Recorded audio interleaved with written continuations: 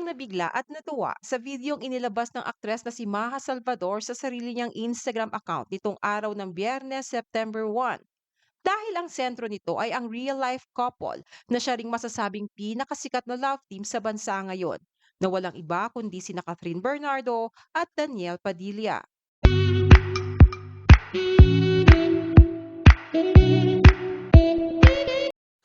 Sa videong ishinare ni Maha ay nahagip ng kanyang kamera kung paano alagaan ni Daniel si Catherine na animoy parang isang bata. Nang matanggal kasi sa pagkakasintas ang sapatos nito, ay agad na lumuhod si Daniel para itali ito kahit pa man kaya naman itong gawin ni Catherine para sa kanyang sarili. Labor of love, ika nga ng marami. Bilang pagpapatawa ay sinadya naman ni Maha na kalasin ang pagkakatali ng sintas ng kanyang sapatos para naman ipasintas ito sa husband niyang si Rambo Nunez na walang reklamo din namang itinali iyon.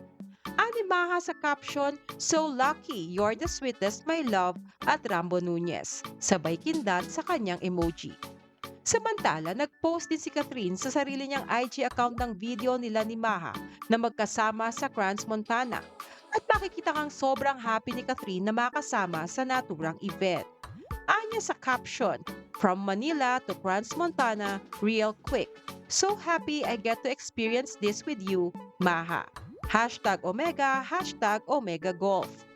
Isang araw bago ito ay nauna ng ibinahagi ni Catherine na papunta na sila ng Crans Montana ni Daniel. Nang ibahagi niya ang video habang patungo sila ng Switzerland kasama ang newlywed couple na sina Maha at Rambo Nunez.